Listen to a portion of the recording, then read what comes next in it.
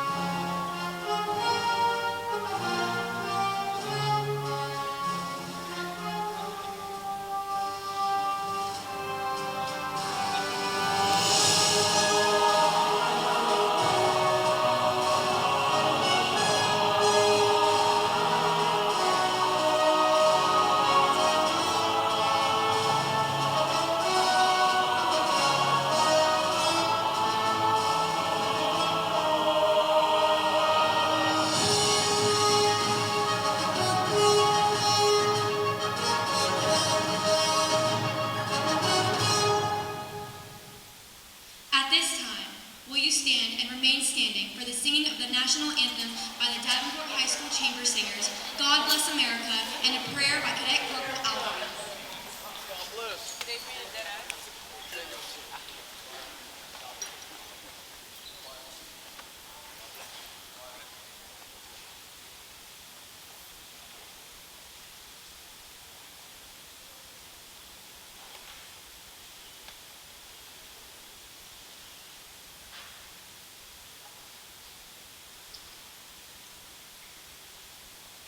Battalion, attention!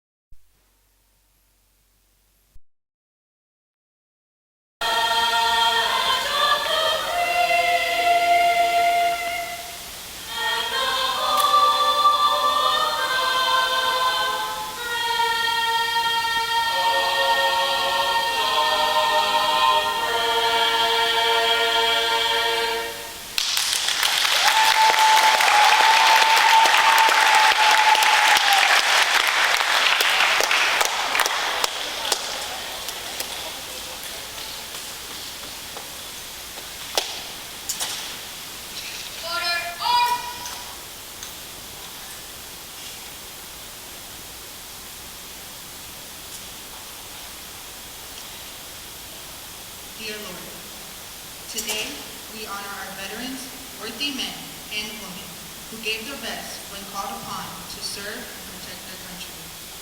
We pray that you will bless them for their unselfish service in the continued struggle to preserve our freedoms, our safety, and our country's heritage for all of us. Bless them abundantly for the hardships they face, for the sacrifices they make, for the many different contributions to America's victories over tyranny and oppression. We respect them, we thank them, we honor them, and we are proud of them.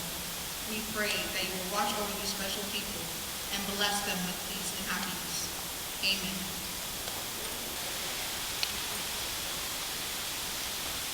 Salliot, take seat!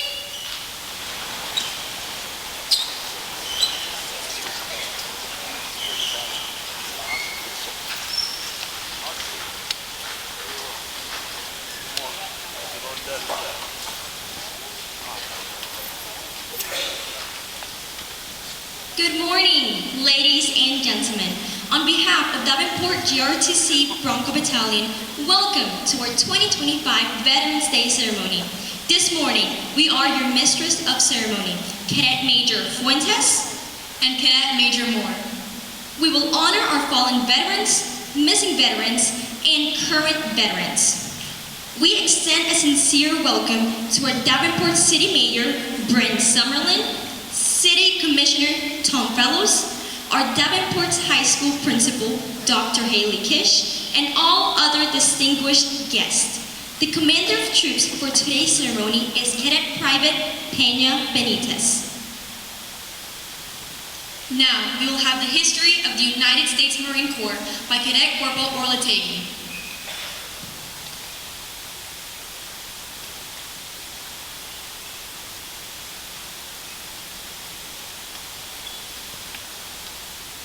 The United States Marine Corps was established by the Second Continental Congress on November 10, 1775, to serve as a naval infantry force for defense assaults in the shipboard security during the American Revolutionary War. Throughout its history, the Marine Corps has adapted its role from primary naval operations to a powerful expeditionary force, distinguishing itself in conflicts from the War of 1812 to the Persian Gulf and Arab Wars. Key moments include the first amphibious landing at Nassau in 1776, the iconic raising of the flag at Al Jamal in World War II, and the Korean War's Battle of the Children, solidifying its reputation for tough, resentment fighting spirits.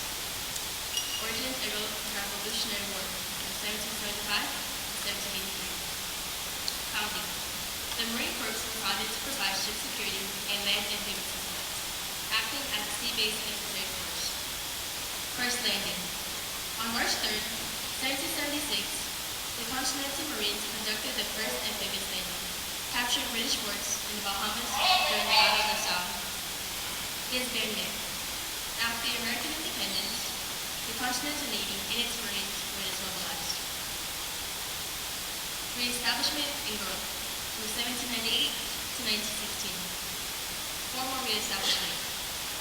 In 1798, the U.S. Congress formally reestablished the Marine Corps as a permanent military branch. 19th century conflicts. Marines fought in the quasi-war with France and engaged Barbarian pirates in the First Barbarian War.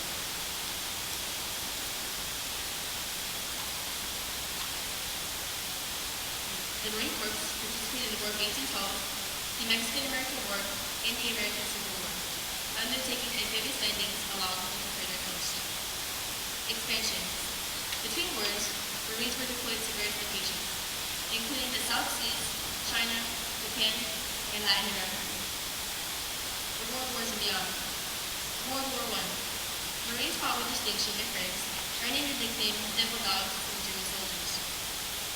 World War II. The Marine Corps played a crucial role in the Pacific theater, including the famous Battle of Guadalcanal and the iconic flag rising at Al Jamal.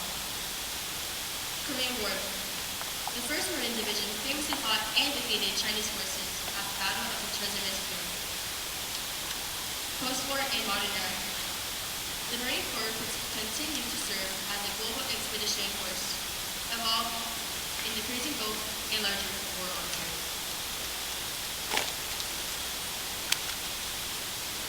Now, we will have a musical selection by the DHS Band.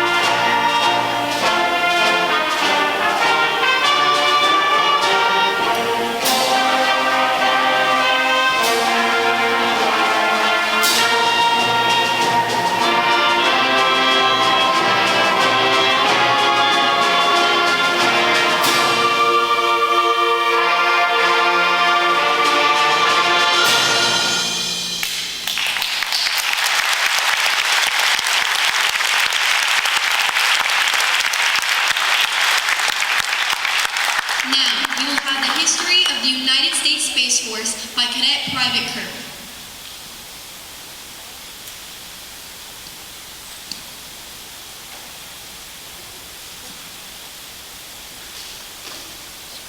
The United States Space Force is the newest branch of the U.S. Armed Forces, officially established on December 20th, 2019, with the National Defense Authorization Act signed into law.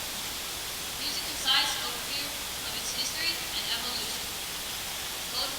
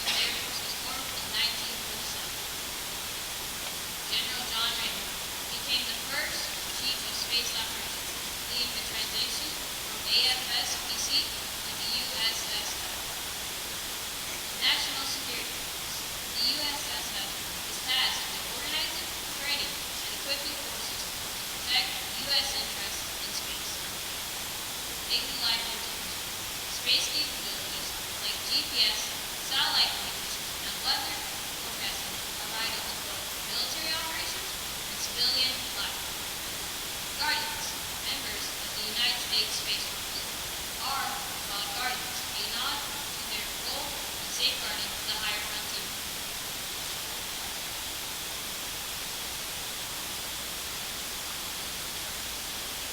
At this time, I am proud to introduce our principal, the principal of Davenport High School, Dr. Haley Kish.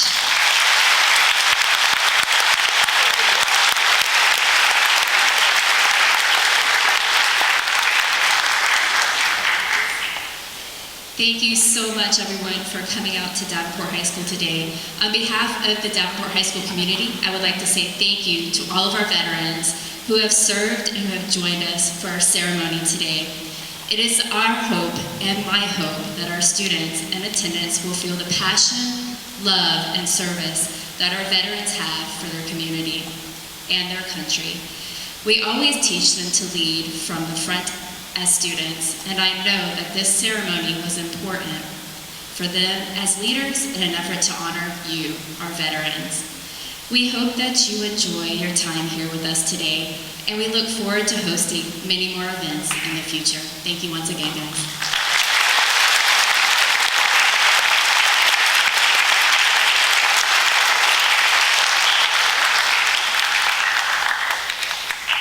Now, we will have a musical selection by the DHS Band.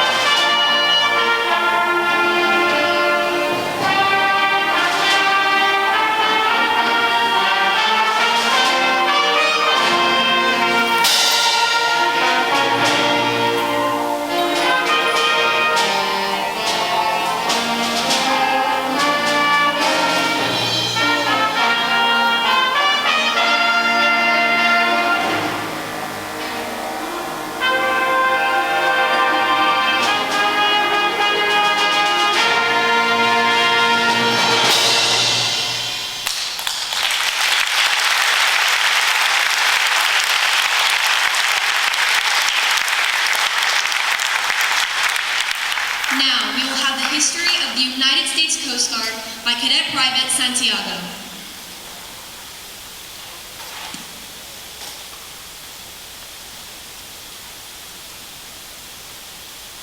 The United States Coast Guard, USCG, has a rich and multi-phase history dating back to the Congress tradition. Founded August 4, 1790, established as the Revenue Cutter Service by the first U.S. Congress to enforce turf and trade laws and prevent flooding. Department of Treasury initially operated under the Treasury, making it the nation's first maritime law enforcement agency. Revenue and Marine and Cutter Service. Throughout the 19th century, it was known by these names as constant reforms alongside law enforcement. Merger of Service. In 1915, Congress merged the Revenue Cutter Service with the United States Service to form the U.S. Coast Guard. War Mission. This created a single maritime service responsible for both law enforcement and search and rescue operations. 1939, the U.S. Lighthouse Service was absorbed into the Coast Guard, adding the responsibility of maintaining navigation operations. 1946, the Bureau of Marine Inspection and Navigation was transferred to the Coast Guard, establishing its regulation and regulation operations. 1967, nuclear treasure into newly found department of transportation. 2003, after 9/11 attacks, the Coast Guard was transferred to the Department of Homeland Security for Northern Virginia.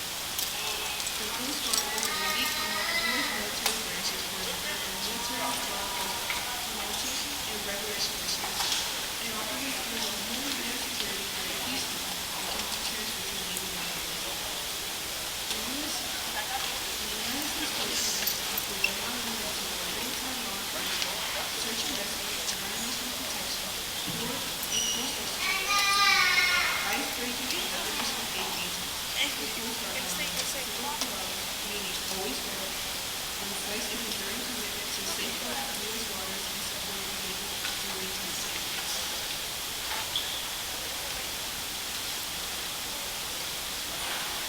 Now, we will have the history of the United States Army by Cadet Major Stevens.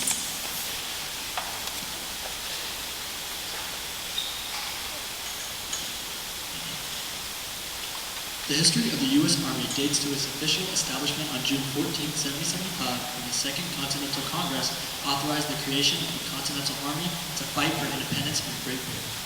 Since its founding, the Army has evolved from a small, post-revolutionary force into a large, technologically advanced military with global reach. The Second Continental Congress formed the Continental Army and appointed George Washington as Commander-in-Chief. It relied on a mix of long-serving Continentals and state militias, eventually defeating the British with crucial support from France. After the war, the Continental Army was largely disbanded due to Republican distrust of standing armies. It was later re-established as the United States Army in 1784 to address threats from Native Americans on the frontier. During this period, the Army focused on securing the nation's borders, fighting Native American tribes, and enduring the War of 1812. In the mid-19th century, the Army deployed regular and volunteer forces to fight in the Mexican-American War, where many future Civil War officers gained experience. The U.S. victory resulted in a significant expansion of national territory. Following the secession of southern states in 1860, the Army underwent a massive expansion. Union forces, a mix of regulars and volunteers, fought Confederate armies in the bloodiest conflict in American history. After the Civil War, the Army was downsized but remained active, occupying southern states during Reconstruction and engaging in the final battles of the American Indian Wars in the West. World War I. In 1917, the Army mobilized a massive force of draftees and volunteers known as the National Army to fight on the Western Front in Europe. World War II. After the attack on Pearl Harbor, the Army again grew exponentially, with millions of soldiers fighting in both the European and Pacific theaters. Following the war, the Army Air Forces separated to become the independent U.S. Air Force. Korean and Vietnam Wars. During the Cold War, the Army fought communist forces in both Korea 1950 through 1953 and Vietnam 1965 through 1971. The Vietnam War proved particularly challenging due to its unpopularity and a shift to guerrilla warfare tactics. The all-volunteer force. In the aftermath of Vietnam, the draft ended and the Army shifted to an all-volunteer force, focusing on professionalism, training, and technological modernization. The Gulf War. The end of the Cold War ushered in a new era. In 1991, the Army was the backbone of the coalition ground forces that liberated Kuwait from Iraqi occupation during Operation Desert Storm, the War on Terror. After the September 11, 2001 terrorist attacks, the Army deployed to Afghanistan and later spearheaded the 2003 invasion of Iraq. These conflicts saw a shift from traditional military combat to prolonged counterinsurgency and nation-building operations. Modernization and current structure. Today, the Army remains the largest and oldest branch of the U.S. Armed Services. It is divided into the Regular Army, the Army Reserve, and the Army National Guard, and continues to adapt to new combat challenges and evolving global threats.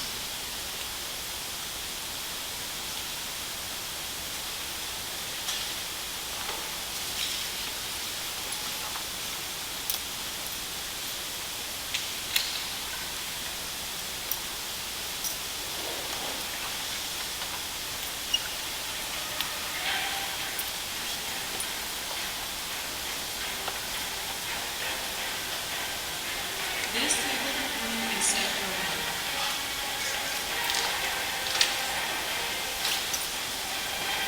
It is small, symbolizing the frailty of one's soldier along in the face of adversity.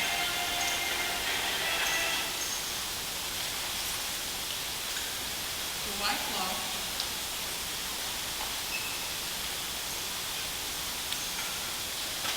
draped over the table represents the purity of the response to our country's calls to arms, their unwavering commitment to duty and honor.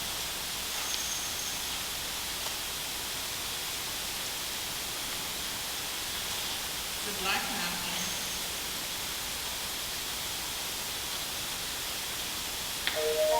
represents the songs for those who miss her.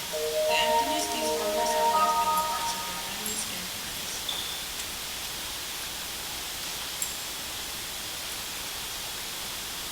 A single red rose stands tall.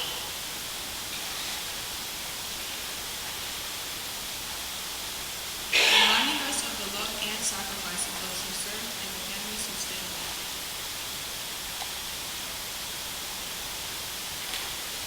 The yellow ribbon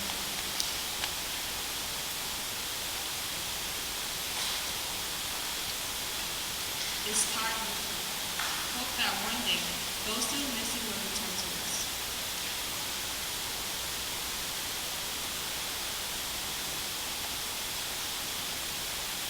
A slice of lemon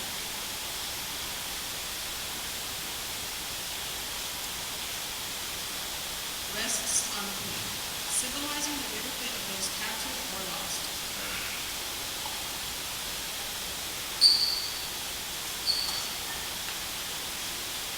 Grains of salt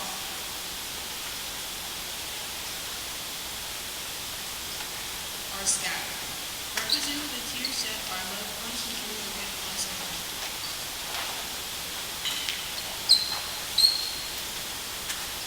The glass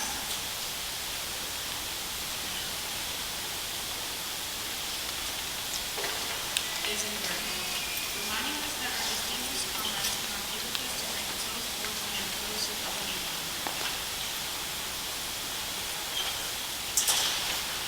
The chair is empty.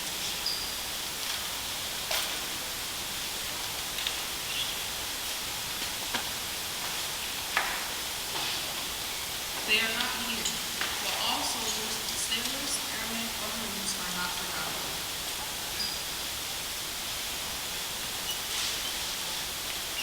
A candle burns softly.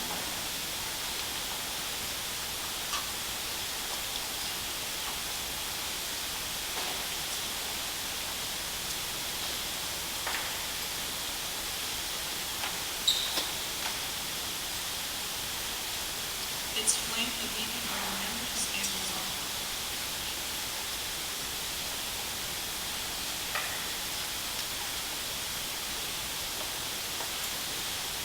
The Bible.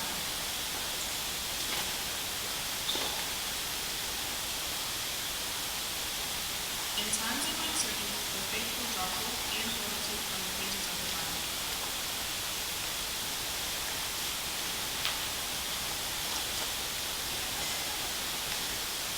Today, we honor not just their absence, but their presence in our lives. We speak their names in silence and carry their legacy into action.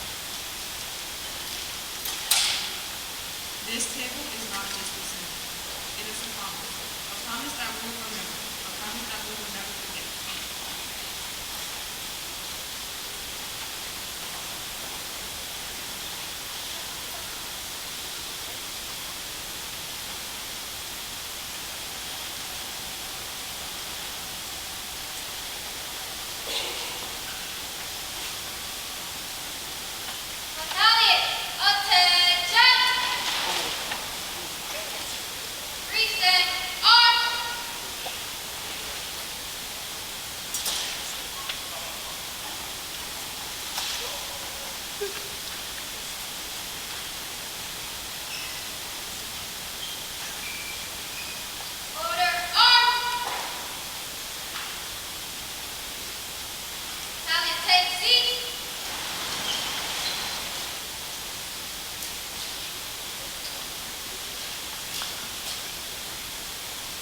In late 1945, Sergeant Jordan J. Corbett alighted from the train at a small station in Texas. On his way home to Polk County, the war was over.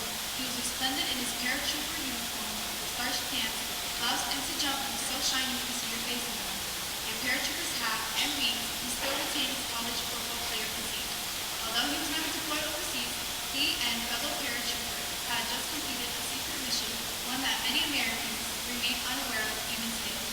Upon approaching the station's cafe, the two paratroopers were told they could not enter. Blacks had to use a back door for service. Neither man complied. Instead, they returned to the train and made some snacks. They watched as military police escorted German prisoners of war through the cafe's front door. A lot of us went through quite a bit. We were patriotic. We wanted to serve our country, but we wanted the same rights. He reflected today at 102 years old. J.J. Corcoran, a retired teacher, school board member, former bank director of the Citrus and Chemical Bank, two-time Florida track coach of the year, member of the Florida High School Athletic Association Hall of Fame, and a member of the Florida Veterans Hall of Fame, looks back on his military service with pride. Historians note that many black service members were from World War II, like Corbett, had to fight on two fronts, one against foreign enemy and the other against racism at home. He served in one of the most elite professions in the Army, the Airborne, a native of Kansas. Corbett, N19, had just finished his semester at Bethune Cookman College on a football scholarship when he was drafted in January 1943. After induction at Camp Lenin, he was sent to Camp Tyson near Paris, Tennessee, the primary barrage balloon training base.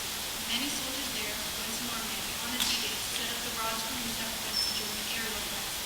But Corbett was sent to Fort Bragg for artillery training and then to Fort Bliss, Texas for anti-aircraft training. Most of the training there at Fort Bliss was in the New Mexico desert, he said. I found out there that they were looking for volunteers to form a black paratrooper. I signed up. Corbett, along with the other volunteers, then proceeded to Fort Benning, Georgia, where they trained alongside the all-white 82nd Airborne Division. A lot of the men in the 82nd had been killed or injured in the Battle of the Bulge and fighting in December. We thought we were going there, but we didn't, he said. After training concluded in January 1945, black paratroopers formed the 555th Paratroop Infantry Battalion, also known as the Triple Nickels. It was challenging to the staff, the battalion's sufficiency as commanders refused to allow their best soldiers to volunteer. The entrance requirements for airborne training were inspection of the eye, both physically and intellectually, Corbett explained. It was a paradox of segregation at the time. White commanders made excuses on one hand that black soldiers couldn't do the job, but on the other, they prevented their best black soldiers from joining. Many of us were from the South and we knew about segregation. The law didn't. It was more difficult for them. But on the West, and there was plenty of emphasis, and the charges still made you go to the back anyways, he said. When they showed movies on the base, the white troopers proceeded first and we marched in last, and had to sit in the balcony. Following graduation and the presentation of their jumpings, commanders of the black paratroopers advised them to always carry their papers and documentation to prove that they were paratroopers. Corbett mentioned, when I got my paratrooper wings, MP stopped me and said, "You are out of uniform, soldier." The paratrooper's uniform was received with special insignia on the cap and the pants bloused into jumpers instead of regular dress shoes. I think a lot of it was that the Army didn't put out and have black paratroopers.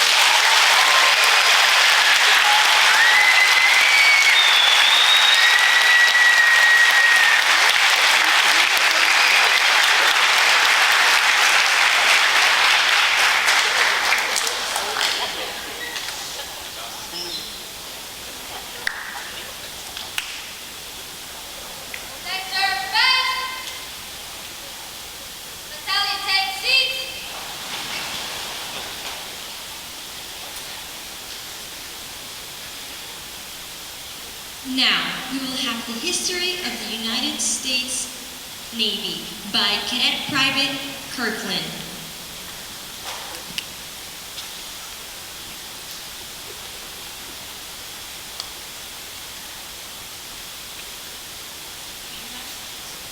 The United States Navy has stood as a cornerstone of American defense and global influence for nearly 2.5 centuries. From its humble beginnings as a continental navy during the Revolutionary War to its current status as the world's most powerful maritime force. The Navy's history reflects the nation's growth, struggles, and aspirations. Its evolution has been shaped by war, diplomacy, technological innovation, and its relationships with partners overseas. The Navy traces its official birth to October 13, 1776, when the Second Continental Congress authorized the creation of the Continental Navy to challenge British army ascendancy. Both small in size, the fleet played a symbolic and strategic role in the Revolutionary War. Commanders such as Davenport became legendary for their daring exploits, including the capture of the British brigade surface in 1779. Despite these successes, the Continental Navy was disbanded after the war by complaints and political reluctance to maintain its naval force. The growing threat of piracy and foreign interference in the Atlantic trade soon revealed the need for a permanent naval force. The Naval Act of 1794 authorized the construction of 6 frigates, marking the formal establishment of the United States Navy. In the decades that followed, the Navy fought in the cause of war from 1798 to 1799. The Barbary Wars from 1801 to 1850, and the War of 1812 were the ships like USS Constitution and Queen Victoria Islands. Throughout the mid-19th century, the Navy expanded its role to its westward expansion, the suppression of transatlantic slavery, and the Mexican-American War from 1846 to 1848, the founding of the U.S. Naval Academy in 1845 at Annapolis for professional line officer corps. The American Civil War marked a turning point in naval war. The Union Navy implemented the Abraham Accord, blockading Confederate forts and cutting off vital supplies.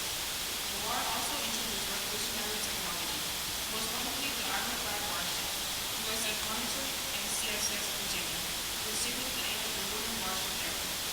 By the war's conclusion, the Navy had grown into a formidable force, demonstrating the strategic importance of sea power and modern armor. By World War I, the Navy had become one of the largest in the world, playing a crucial role in exporting conquest and countering German influence. World War II cemented the Navy's role as a backbone of American military power. The attack on Pearl Harbor in 1941 prepared the U.S. for war, and the Navy quickly adapted to the demands of global conflict. Aircraft carriers were established as the dominant capital ship, with defensive victories that had been overseas, and light boat demonstrated the power of naval aviation. By 1945, the U.S. Navy was the largest in the world, with unmatched global reach. In the post-Cold War era, the Navy adapted to new challenges, including positional conflicts, humanitarian missions, and counter-terrorism operations. Following the attacks of September 11, 2001, the Navy supported operations in Afghanistan and Iraq, emphasizing precision strikes, special operations, and global mobility. Today, the Navy remains the most powerful maritime force, with a fleet that includes nuclear-powered aircraft carriers, advanced destroyers, submarines, and military components, such as unmanned systems and cyber warfare capabilities. The sole force policy integrates the active duty Navy Reserve and civilian workforce to meet evolving security needs. The history of the United States Navy is a story of resilience, innovation, and global leadership. From its origins as a small revolutionary fleet to its current role as an architect of international stability, the Navy has continually adapted to meet the challenges of each level. Its legacy is not only one of military might, but also of service, sacrifice, and the enduring defense of freedom of the seas.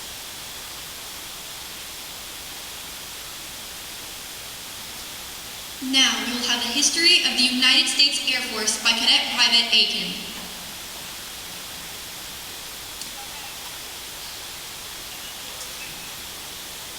The United States Air Force, or the USA is one of the 5 branches of the U.S. Armed Forces and serves as the nation's primary instrument of air and space power.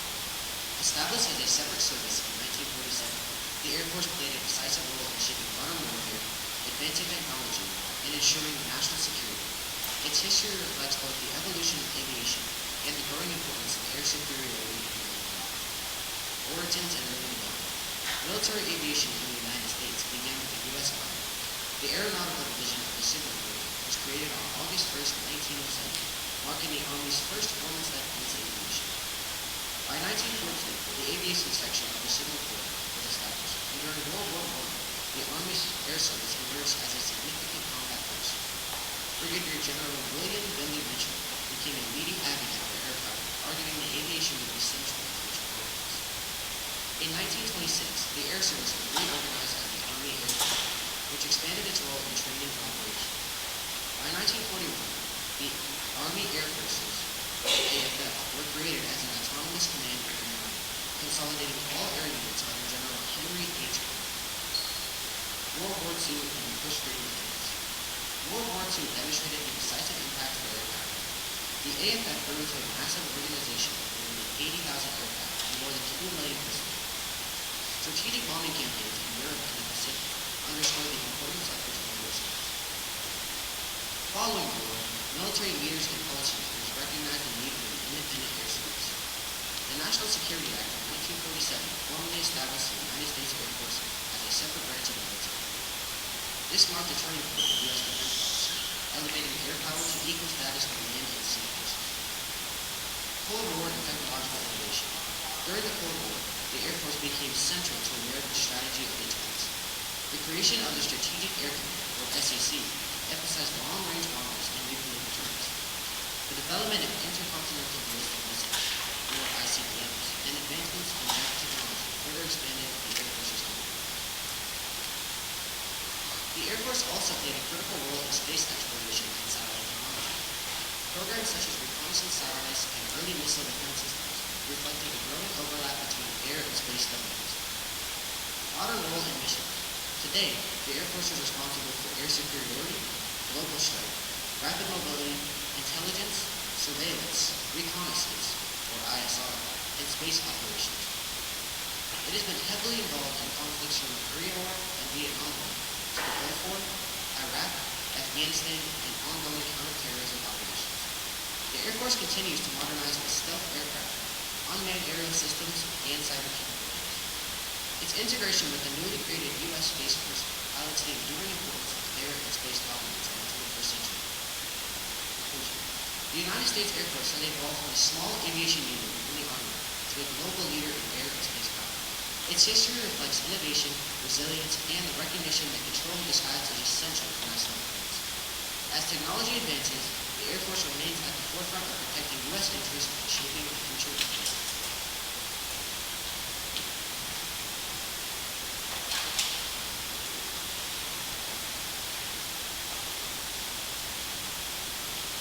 Now we will have the reading of the taps. The taps will be played by Lily Moreira. The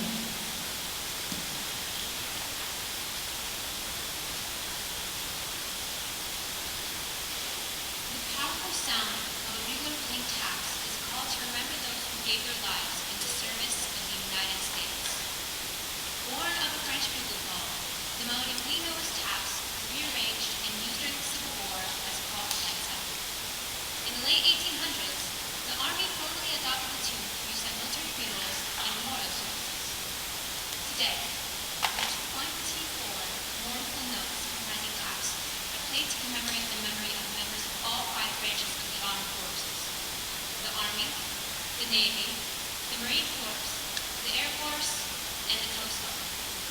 On this Veterans Day, this pensive melody, so ingrained in our national identity, is heard at commemorative ceremonies throughout the nation. The final bugle call is a sign of respect and a tribute to those known and unknown. In addition to military funerals, replaying, and memorial services, taps is also played in the evening at U.S. military bases. Congress designated taps as the nation's official song of remembrance in its 2013 Defense Authorization Act. A bugler plays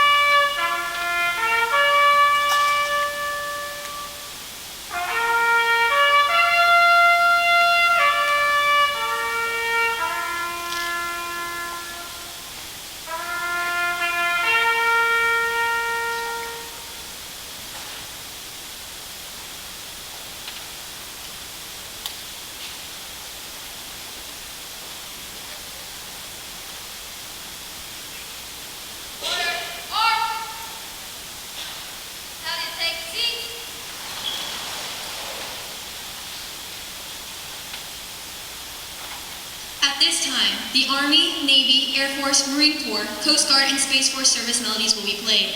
When your service melody is played, please stand. Upon completion of all service melodies, we would like to invite our veterans and special guests to exit into the lobby for refreshments. Students, please stay seated in the pack. On behalf of the principal of Davenport High School, Dr. Haley Kish, Senior Army Instructor Lieutenant Colonel Bustos, Army Instructor Sergeant First Class Wright, and Cadet Battalion Commander Jimenez, and Bronco Battalion, we thank you for coming to Davenport High School's 2025 Veterans Day ceremony. And a special thank you to the DHS Chamber Singers under the direction of Mr. Londono and the DHS Band under the direction of Mr. Murray.